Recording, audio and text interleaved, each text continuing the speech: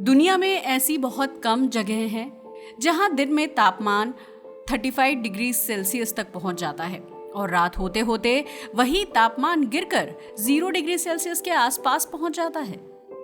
जहां साल भर में मुश्किल से 2 से 3 सेंटीमीटर बारिश होती है, जहां दूर दूर तक सिर्फ रेत, पत्थर और सूखी बंजर जमीन दिखाई देती है। ऐसी जगह है जहां इंसानों का जिंदा रहना ही मुश्किल माना जाता था। लेकिन सोचिए, अगर इसी जलते हुए रेगिस्तान के बीच अचानक आपको नीले पानी से भरी घाटियां दिखें और उस पानी में मछलियां तैरती हुई नजर आएं, तो क्या आप यकीन करेंगे? सुनने में ये किसी साइंस फिक्शन फिल्म जैसा लगता है, लेकिन ये हकीकत है, क्योंकि इजराइल ने नेगेव रेगिस्तान में वो कर दिखाया जिसे कभी नामुमकिन माना जाता था। एक ऐसा रेगिस्तान जहां आज मछलियों की खेती हो रही है। मगर सवाल यह है कि आखिर इस सूखे रेगिस्तान में पानी आया कहां से? मछलियां जिंदा कैसे रहीं? और इजराइल ने ऐसा करने की जरूरत क्यों महसूस की? आज की इस कहानी में हम जानेंगे दुनिया के सबसे हैरान कर देने वाले डेजर्ट एक्सपेरिमेंट के पीछे का पूरा सच। ये कहानी है नेगेव रेगिस्तान की। जी हाँ, वही नेगेव रेगिस्तान जो इजराइल में भूमध्य सागर के पास है। करीब 5000 वर्ग मील में फैला ये इलाका देखने में भले ही सहारा या गोबी जैसे विशाल रेगिस्तानों से छोटा लगे, लेकिन इजराइल के लिए ये किसी बड़ी चुनौती से कम नहीं था। और इसकी वजह भी बेहद हैरान करने वाली है। दरअसल पूरे इजराइल का कुल क्षेत्रफल लगभग 8100 वर्ग मील है और उसमें से ज्यादातर हिस्सा इसी रेगिस्तान ने घेर रखा है। यानी देश का एक बहुत बड़ा भाग ऐसी जमीन थी जहां पानी लगभग नहीं के बराबर था, खेती असंभव मानी जाती थी और इंसानों का लंबे समय तक रह पाना भी बेहद मुश्किल था।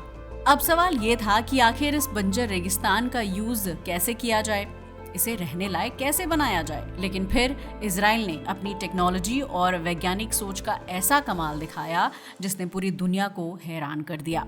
जहां कभी दूर दूर तक सिर्फ रेत और सूखी जमीन दिखाई देती थी, आज उसी रेगिस्तान के बीच पानी से भरे तालाब हैं और उनमें सिर्फ मछलियां ही नहीं बल्कि कई तरह के जलीय जीव और पानी के भीतर उगने वाले पौधे भी पल रहे हैं। यानी एक ऐसा इलाका जहां कभी पानी की एक बूंद भी कीमती थी, वहीं आज पानी के अंदर पूरी एक नई दुनिया बस चुकी है। लेकिन सवाल ये उठता है कि आखिर रेगिस्तान में मछलियां पालने की जरूरत ही क्यों पड़ी, जबकि इजराइल के पास भूमध्य सागर और लाल सागर दोनों हैं। इसका जवाब जानने से पहले जरा इजराइल के मछली उद्योग को समझते हैं। असल में साल 2016 में इजराइल में लगभग 16,500 टन मछली पैदा की गई थी। लेकिन हैरानी की बात यह है कि उसमें से केवल 6% मछलियां ही भूमध्य सागर से आई थी और लाल सागर से मिलने वाली मात्रा तो इतनी कम थी कि वो लगभग नगण्य मानी गई। यहाँ तक कि गैलीली सागर का योगदान भी सिर्फ 2% था। अब सवाल उठता है, जब समुद्र और झीलें इतनी कम मछली दे रही थीं, तो बाकी की मछलियां आई कहां से? तो जवाब है रेगिस्तान से। जी हाँ, आपने बिल्कुल सही सुना। बाकी की ज्यादातर मछलियां नेगेव जैसे शुष्क इलाकों में बनाए गए फिश फार्मिंग प्रोजेक्ट्स से आई थीं। लेकिन आखिर ये सब शुरू कैसे हुआ?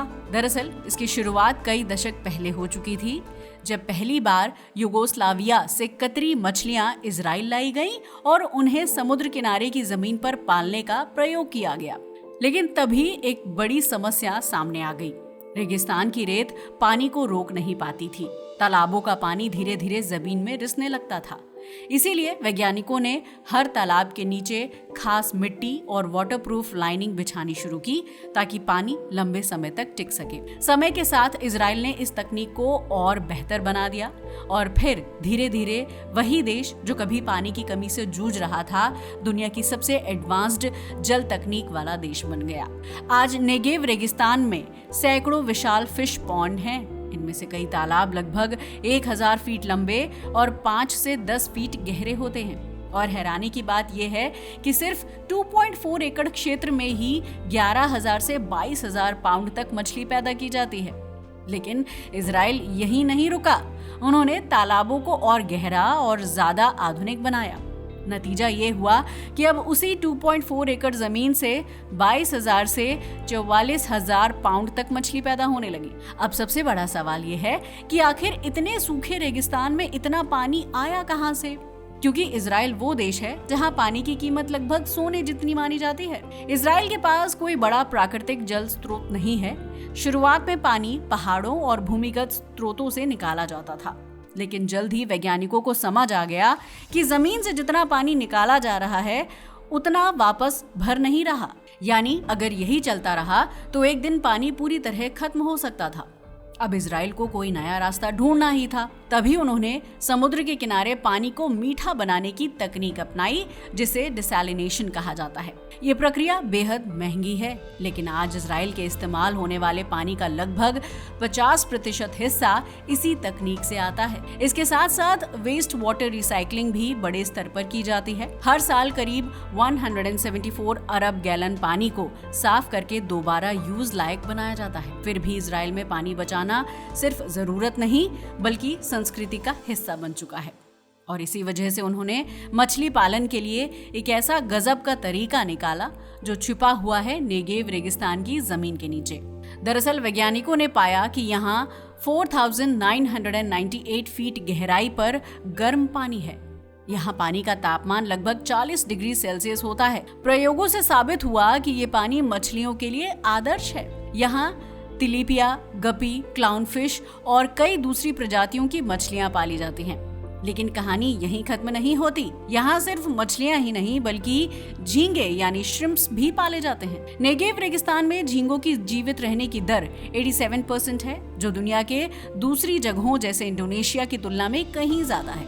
यहाँ झींगे और मछलियां पालने के लिए एक खास सिस्टम बनाया गया है, जिसमें पानी का नमक, तापमान, ऑक्सीजन और पानी की गुणवत्ता हर समय कंट्रोल की जाती है।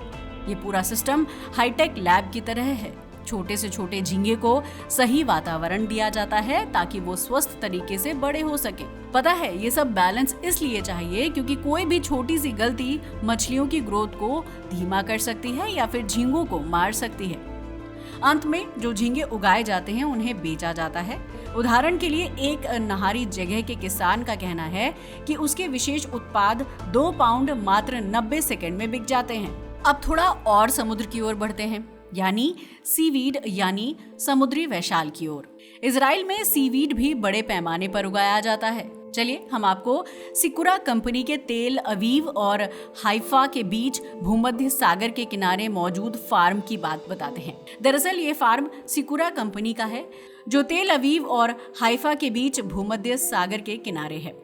इसे देखकर शायद आपको लग रहा होगा कि कंपनी ने अपनी फैसिलिटी समुद्र के बिल्कुल पास रखी है ताकि शैवाल को तुरंत हार्वेस्ट किया जा सके, लेकिन ऐसा नहीं है। दरअसल सिकुरा ने शैवाल के पूल समुद्र तट पर बनाए हुए हैं और कहते हैं कि अगर पास में जाएं तो जकूजी जैसे बुलबुले की आवाज सुनाई देती है।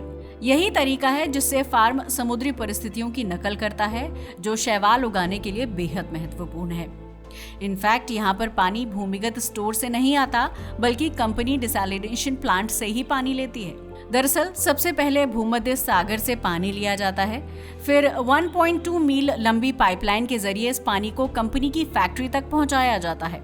इसके बाद पानी को साफ किया जाता है और शाम के सबसे ऊंचे हिस्से में पहुंचाया जाता है।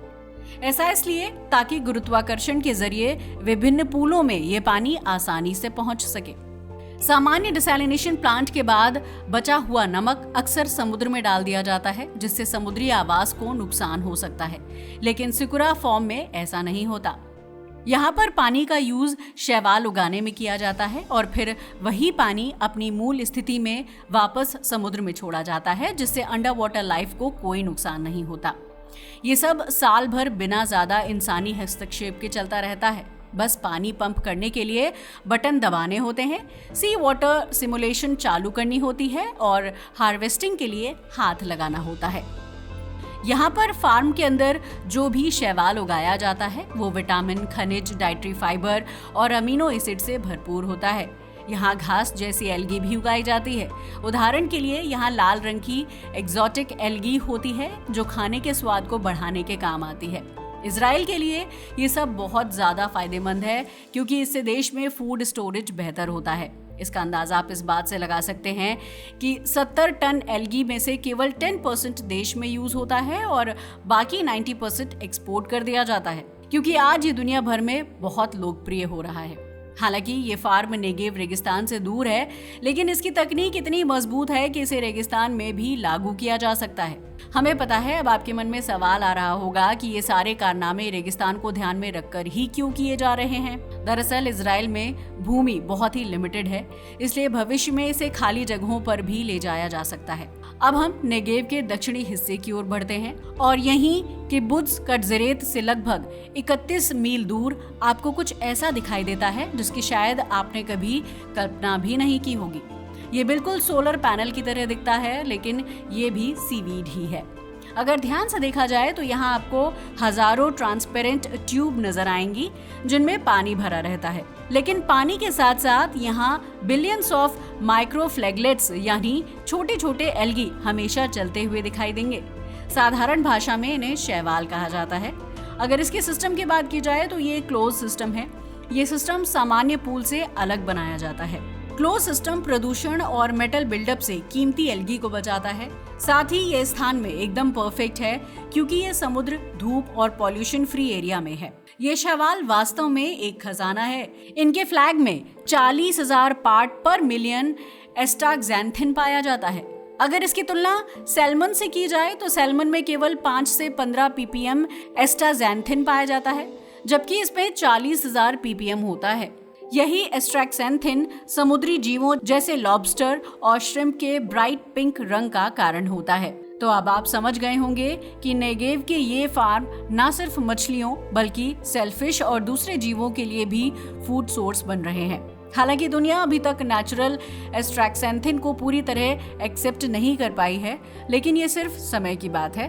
आज लगभग 97% स्टॉक फीड में इस्तेमाल होने वाला एस्ट्रैक्सैंथिन सिंथेटिक रूप से बनाया जाता है, लेकिन इजराइल का लाल शैवाल फार्म ग्लोबल मार्केट के लिए नेचुरल एस्ट्रैक्सैंथिन का मुख्य सप्लायर बनने की क्षमता रखता है। क्योंकि सिंथेटिक एस्ट्रैक्सैंथिन मछली के फीड के लिए तो सही है, लेकिन मानव स्वास्थ्य के लिए ये लाभकारी नहीं है।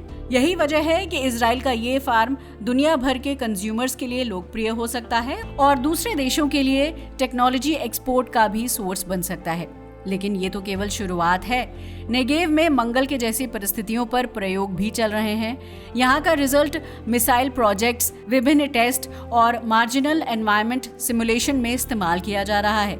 नेगेव वास्तव में अब एक ऐसा रेगिस्तान बन चुका है जहाँ सब कुछ पॉसिबल है, चाहे वो मछली पालन हो, झींगा पालन, एल्गी फार्मिंग या भविष्य के एडवांस्ड प्रयोग।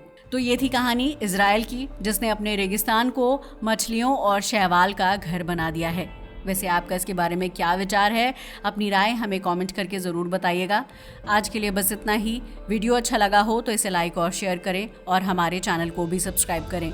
जय हिंद दोस्तों।